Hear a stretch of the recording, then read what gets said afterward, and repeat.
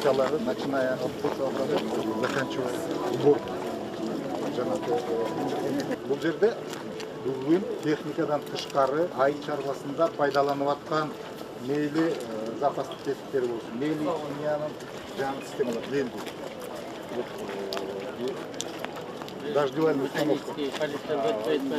Суга тармагына абдан чоң көңүл буруп атасыз дагы. Мына ошону биришип, эмдиги жылга сугатта көйгөйлөрдү азайтуу максатында. Канча жерде кылат бар?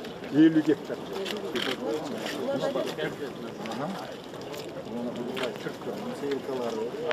Фирманыкы.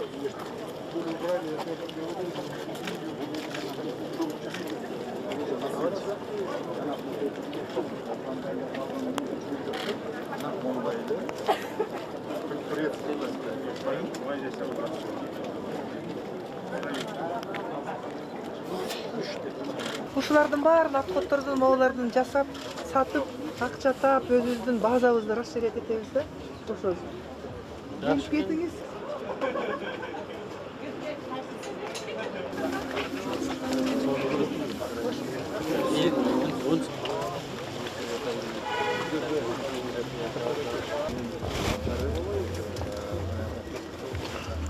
Satılgan koylar.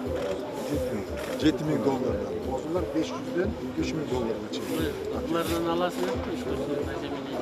Bunlardan alıp da taraftan çıkardı. Şunu Elita'da koyduk.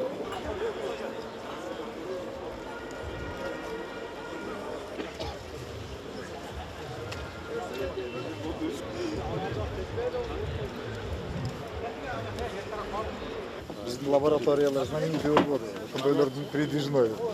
Урматтуу коллегалар, барыңыздарды ушу жакын карада Кыргыз өкмөтүнүн президент Садыр Нарбажевичтин тапшырмасы менен эмне жумуштарды кылабыз деген бир топ мына доклад жазып алдым элем. Аба ырайына байланыштуу муну министрге берип коеюн. Бирок энерговооруженность, инновация, инвестиция, капитализация деген сөздөрдүн баарын илгери биздин мына Жамин Акмалиевичке окшош биздин агаларыбыз, аталарыбыз жазап кеткен.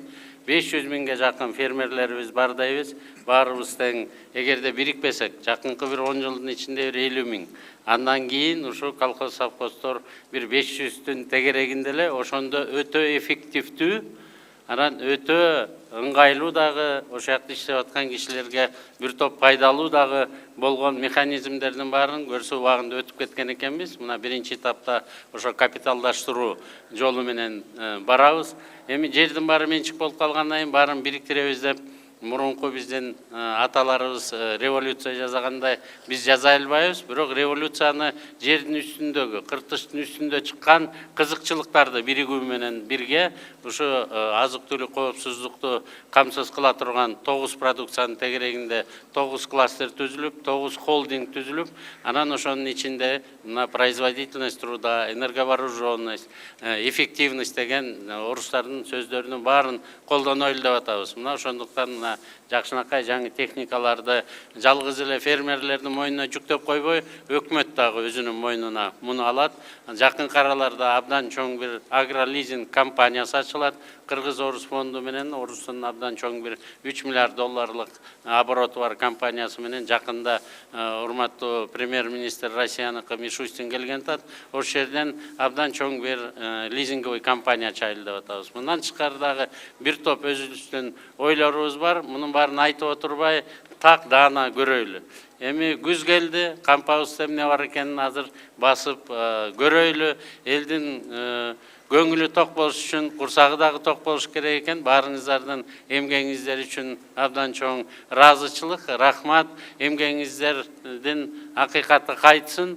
Үйлөрүбүздө, кампаларыбызда токчулук, анан молчулук болсун. Баарыңыздар оорубаңыздар. Сиздер менен чогуу бирге Кыргызстандын көз карандысын бекитип, иштеп, ошон үчүн күрөшүп жүрө берели. Рахмат.